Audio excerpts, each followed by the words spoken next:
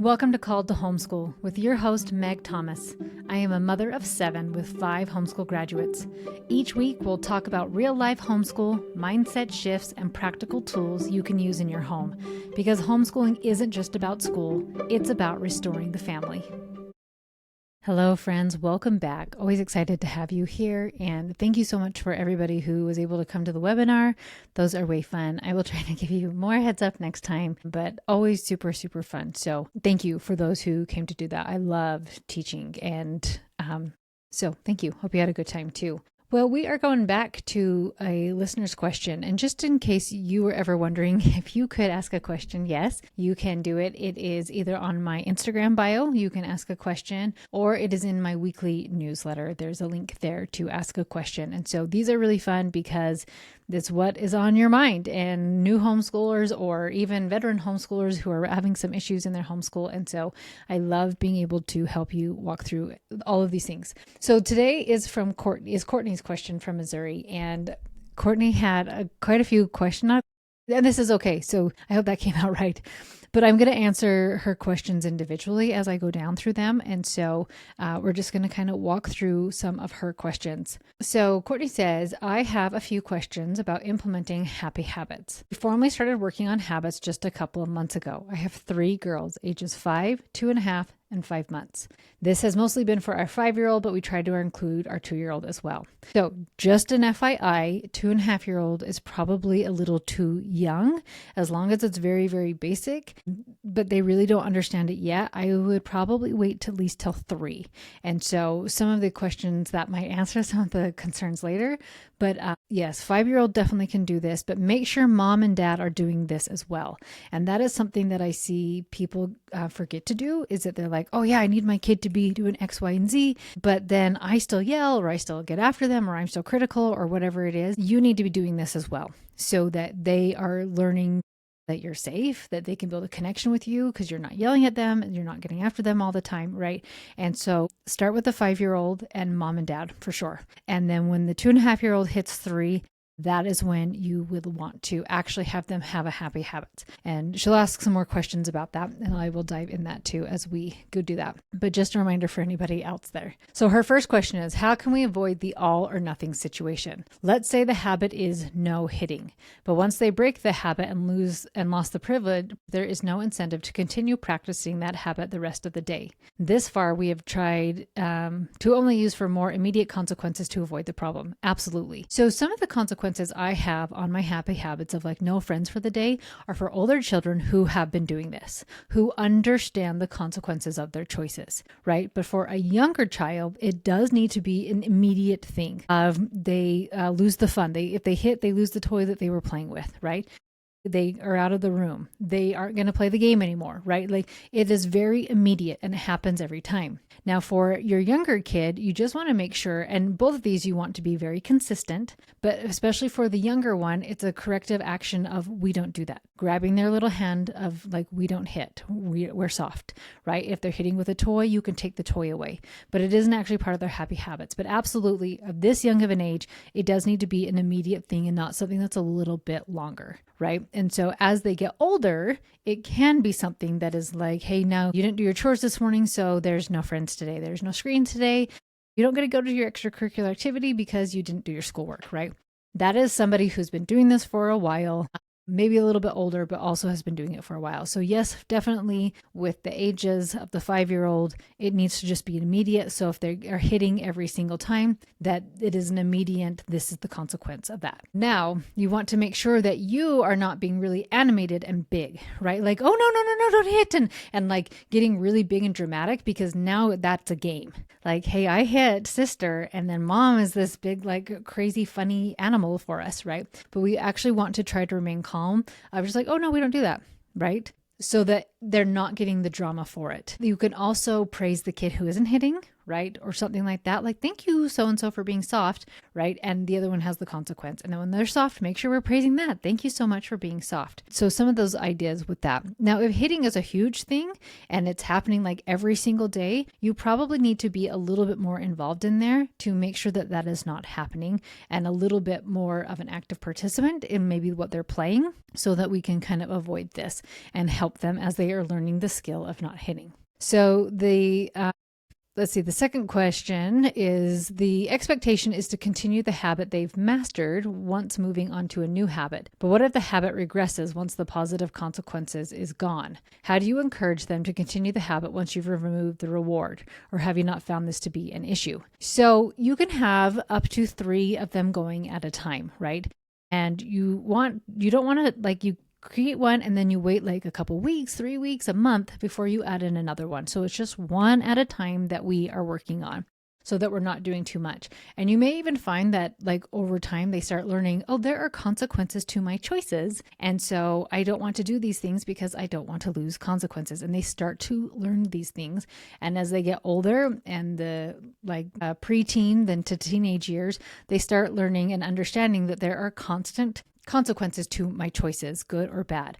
But mom and dad also have those consequences to their own choices as well. So it's like, as a family, we understand there are consequences to our choices. So if a kid hits again, right, you already have it established. Like, this is what we've done. So it doesn't even need to be, I don't even know that I do like a reward, like you didn't hit, so you get to watch screens or whatever. But like, you want to be able to go with your friends, and something simple as that. You want to be able to play with toys, then get stuff done, or be soft, or be nice, or whatever it is, right? So I don't know why you would have to kind of take it away of just like, oh, we hit again. Like, we already had that set up. We already know what the thing is. But they start getting better and better. I know for myself, as we worked on our own happy habits in our home, mine was not being critical of my boys' chores and not saying my witty but unhelpful comments about their work. And my consequence was, if I said something negative, I critiqued their stuff in a condescending or sarcastic way, I had to do their chores the next day. I have yet to make a negative, condescending, sarcastic comment about their chores, because I don't want to have to do their chores on the next day. So as your kids learn this of like, these are the consequences, it will be followed through, they will learn that we don't hit. And you're going to be creating this culture of this family of like, we're not a family that hits, right? And then they'll start being able to use their words, and you're going to teach them how to communicate, right? So this is not a forever issue with them hitting. All right, the third question. What are your thoughts are combining this system with working towards a larger reward? For example, we collect points for the habits and earn a fun field trip once we have accumulated a certain number of points. I'm thinking it would be a collective goal we all work towards. I'm great and happy with whatever you are willing to manage. So we have done different things throughout the years when we wanted to earn something, right? So it was something as simple as you're complimenting your family member. Like, we really wanted to work on speaking more kind to each other and the words we'd said. So like, you say something nice, you could put a little pebble in the jar. And when that jar is full, we are going to a movie, and we're going to a full price movie. We're buying popcorn. Like, this is going to be amazing. Fantastic. If you are not willing to manage it, do not do it. If you use it as a tool to manipulate, oh, you're not going to get this, we're not going to go get ice cream because you're not doing this thing, do not do it. But if you can just be neutral, they earn their little points or whatever it is you want to manage and you want to be in charge of, fantastic. But if it becomes a source of contention, a tool of manipulation, lecturing, anything like that, you're not ready for it.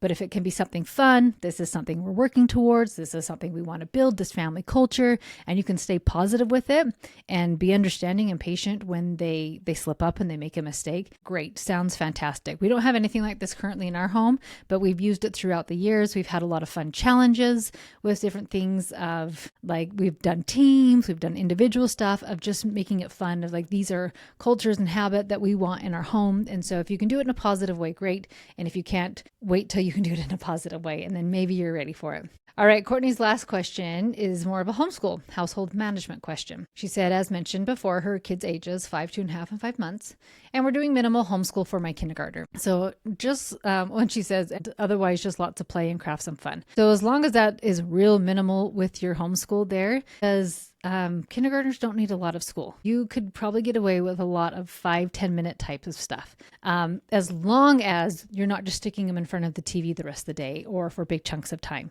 right? So if your kids are with you and being including with you, there's so much learning happening. And so that happens by interacting with you, with dad, and they're just going to be learning so much, right? So that's how you can get away with doing less of the really like structured stuff, because they're going to be learning just by being with you. So great on the minimal stuff. When I decided to keep all 3 of them home with me this year, I knew it would be a challenge to manage along with my work. However, it has been more challenging than I imagined. Finding the time as well as the energy and mental capacity has felt nearly impossible many days. It feels like I'm not doing great at either role because I'm stretched so thin. I'm up throughout the night with the baby, then trying to wake early or to work or stay up late. Then the kids need me all day, along with caring for our home and meals. When I do find an hour or 2 to squeeze in work, it feels so hard to focus most days that my productivity is not great. I guess I'm just looking for tips or advice on how I can better manage it all so I can be better, more present mom for my girls. So, have you ever wondered how I do it all? Friend, I don't. I do not do it all. Now, if you've noticed, when did I start working? It wasn't until I had older kids that could help. And even now, I still don't work a lot of hours because my homeschool and whatnot is a priority. Now, I know sometimes people need that extra income or need those types of things. But for me, I would rather live well below my means. And I'm not judging, please don't misinterpret that. But I would rather have secondhand clothes or not new clothes or not a fancy car, not a fancy house than having to add in a lot of work. Now, I don't know how much you're working or if it's optional. Those are some things to look at can I manage this right now? And this idea that women can do it all, like go for it, girl power, but like nobody can actually do it all. And so if you are running the house, doing the cooking and the cleaning, teaching the kids and working, you are just going to stretch yourself too thin.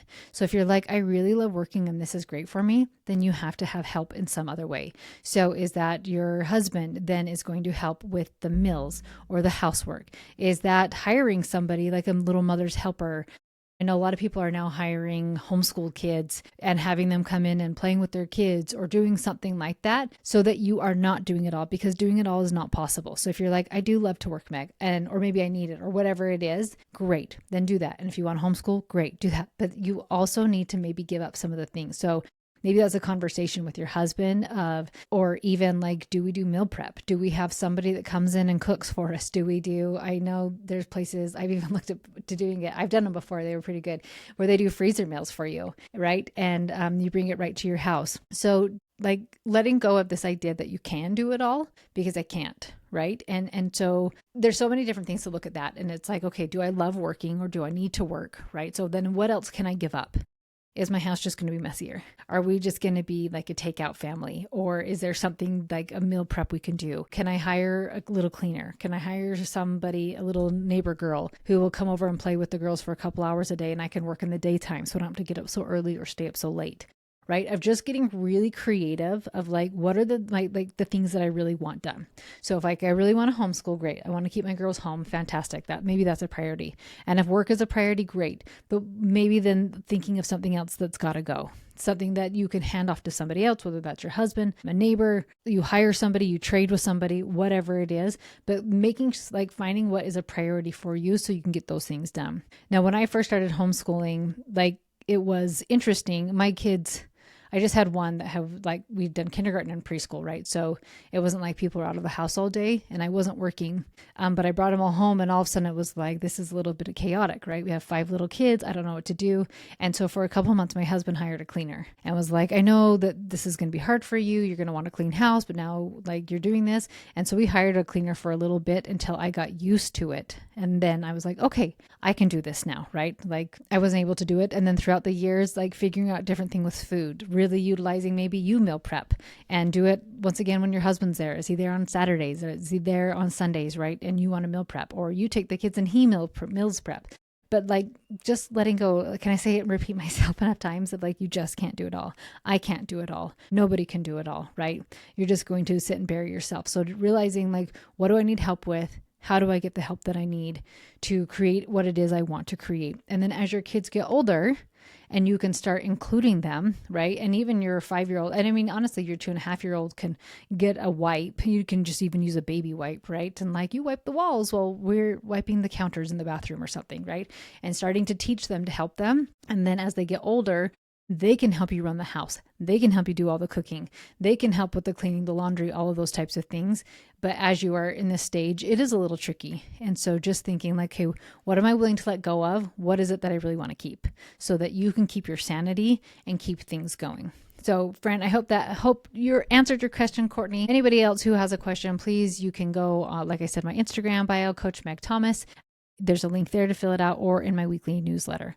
And I would love to answer your question here on the podcast. Friends, have an amazing week, and I will talk to you next time. Thanks so much for listening to Call to Homeschool. If today's episode was helpful, the best way you can support the show is by leaving a rating or review on Apple Podcasts or Spotify. It helps more homeschool moms find this work, and I appreciate it so much.